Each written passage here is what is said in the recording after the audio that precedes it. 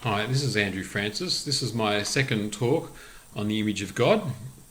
In the previous talk, we discussed how Genesis explains the original intention for creation. That God made us male and female, that he was not embarrassed about what he made, that he was happy with what he made, he said it's good, and that there's a purpose in our gender, there's a purpose in our coming together, there's a way that as men and women relating rightly to one another, we express most fully the image of the God that we worship. And so we're going to continue on looking at Genesis chapter 3, and we're going to talk about the fall and some of the implications of the fall of creation. Genesis chapter 3 verses 1 to 7. Now the serpent was more crafty than any other beast of the field that the Lord God had made.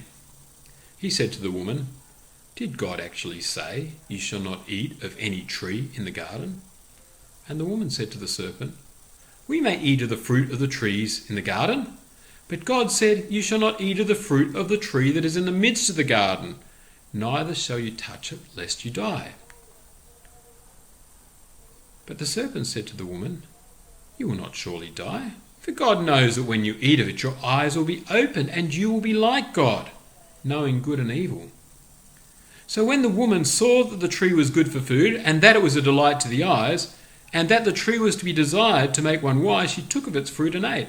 And she also gave some to her husband who was with her, and he ate. Then the eyes of both were opened, and they knew that they were naked, and they sewed fig leaves together, and made themselves loincloths." So, as we know and experience now, the creation has deviated from its original intention. And in this passage here, we see the snake tempting the woman to eat of the tree, the fruit of the knowledge of good and evil. And with a lot of temptation, the temptation doesn't start as a direct challenge of God and his word. In fact, the challenge begins by the snake actually expanding what God has said and making it a lot more odious and burdensome. So the snake says to the woman, "Did God say you shall not eat of any tree in the garden?" And of course the woman says, "Of course not. He only said we're not allowed to eat of the tree of the fruit of the tree of the knowledge of good and evil." But then after he starts to question God's word to the woman, he then directly denies the truth of what God says. He basically calls God a liar. And he says, "You will not surely die." God has said you will die. The snake says, "You will not surely die." And then, not only does he question the integrity of God, he questions God's goodness and declares that not only is God a liar, but God is trying to rob the woman of her potential God-likeness. Because as it says in this passage, it says, "For God knows that when you eat of it, your eyes will be open and you will be like God, knowing good and evil." As he pushes further, he plays into the woman's own desires for the fruit. It looks good, it looks tasty. She has a desire for greater wisdom, greater control over her life, as we all do. And so she gives into this. And of course, temptation wouldn't be temptation if there was not something tempting and alluring about it. When there's someone that we find attractive, and it makes us want to have sex with another person who's not our spouse, we only do so because the other person has qualities about them that make us want to be with them. We potentially know that being with them is going to produce something positive, something wonderful. Of course, it might produce death as well, but temptation by its very nature initially looks good, tastes good, feels good. It wouldn't be temptation otherwise. Now, of course, whilst there's no denying that the woman was deceived first, it's also true that it would seem that Adam was there the whole time, saying nothing, offering no resistance or protection to his wife against the wiles of the snake. And it's amazing how few people realise this, because normally when I ask people, where was Adam when this is taking place, they say, oh, he must have been somewhere else. But then when we look at verse 6, it says, "And she also gave some to her husband who was with her, and he ate." So the man is also implicated in this failure. He doesn't challenge the snake. He's there listening. He doesn't challenge the snake. He doesn't say to his wife, look, love, don't be stupid. This is going to go badly for you and for me. He does sadly what many men do. When confronted with evil, he remains silent. And he allows his wife and ultimately his own life to be severely impacted by what takes place. And so when she succumbs and eats of the fruit, he doesn't want to cause a scene and he goes along with her. You may have heard the saying, happy wife, happy life. As long as his wife is happy, then he will just go along with anything. Of course, not only did she end up suffering the consequences of the fall, so did he as well. And I think that whilst I understand that in the history of interpretation of these sorts of passages like this are used to denigrate women, I would have to say this is very unhelpful. Because when we look at a passage like this story tells equally against the man and his silent acquiescence as it does against the woman and her willingness to believe the snake and eat of the fruit. It tells against both of them. They both have a responsibility in this, and of course both are judged accordingly by God later on. As we know, the man and the woman now suddenly become aware that they're naked. Presumably for the first time in their existence, they experience the feeling of shame, and so they attempt to cover themselves. And this is even more tragic when you consider that they were the only two people in the garden. There's no one else to make fun of them or look at them or make comments about them. There's only each other. It highlights that their shame was such that the beautiful relationship that God had created, one that was full of unreserved vulnerability and intimacy between each other and God, has now become fallen to the extent that now they're attempting to hide parts of themselves from the other. They can no longer fully expose themselves to the other or give themselves fully to the other. They no longer trust themselves, and they no longer fully trust each other. One of the funny things that happens when we sin is that it often causes us to question our own goodness, our own trustworthiness and reliability.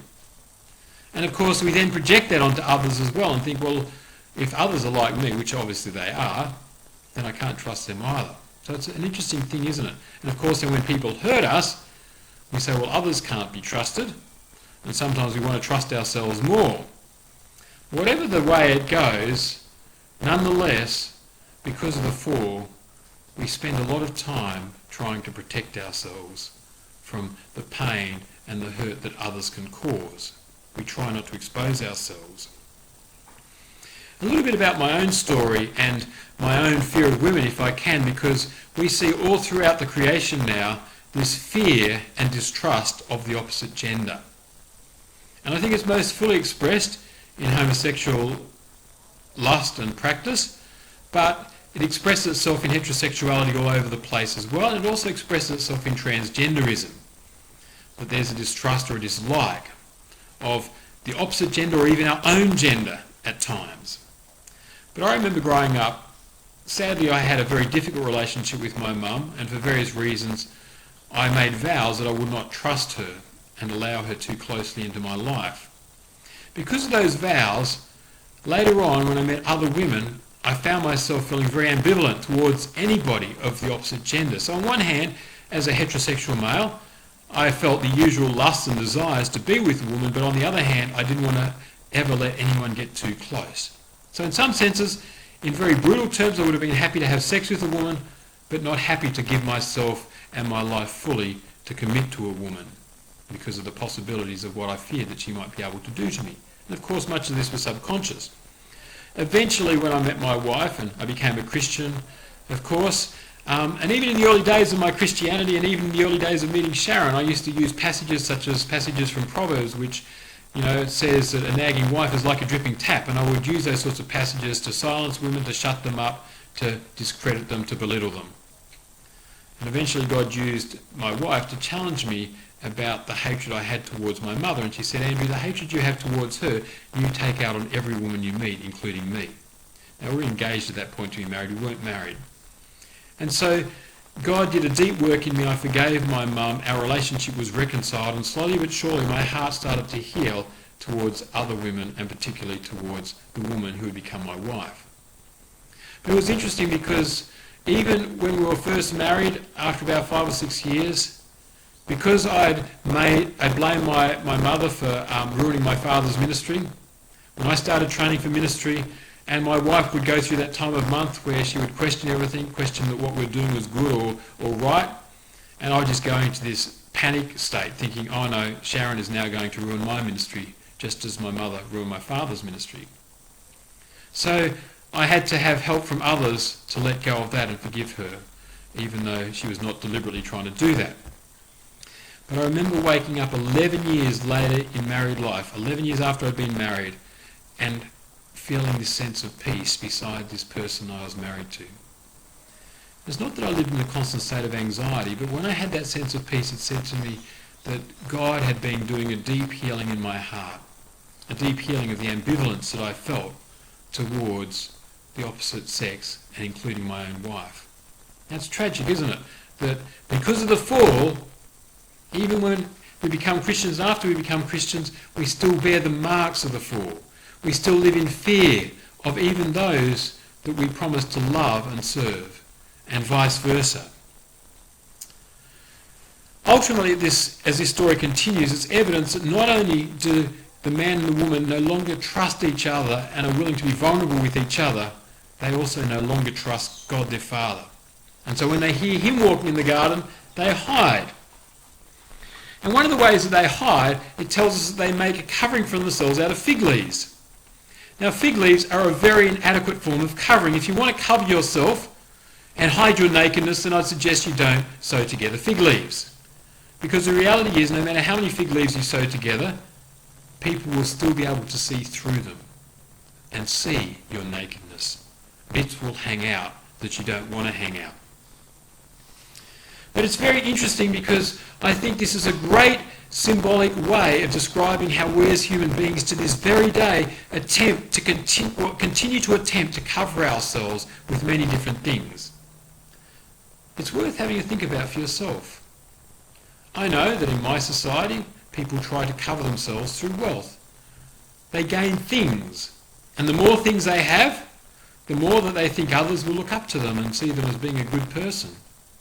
Some people attempt to cover themselves through education. They think if I get better educated and I get more knowledge, then people will respect me. They won't see my shame.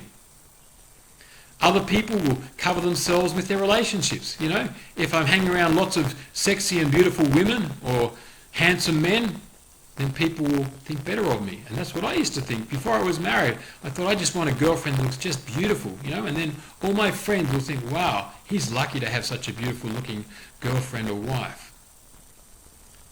Other people cover themselves with religion. They use religious practices in order to make themselves feel better in terms of their relationship with God and others. In the church, we cover ourselves with position. Even though Jesus says, call no man father or teacher, nonetheless we have people who call themselves pastor and father and various other things, and reverend and most reverend. And we attempt to cover ourselves with these things so that we put on this outward show, we put on outward robes as well. Religious activities. And we do all these things so that people will think better of us, and potentially that God will think better of us, so that people won't see the sense of shame that we all carry, the sense that somehow we're not really all together, we're not whole, that they won't see the sin that's in our lives. So many different ways. It's worth thinking about. As I say, as men, as women, there are different ways that we do it. And there are different ways in different cultures that people do it. But nonetheless, all these things will never take away our shame or our nakedness. All these things will simply put a barrier between us and other people and us and God. And hopefully, as I look at the next sections of this talk, I'll explain God's way of covering us, which is far more powerful, far more effective, far more life-changing, and far more liberating. God bless you.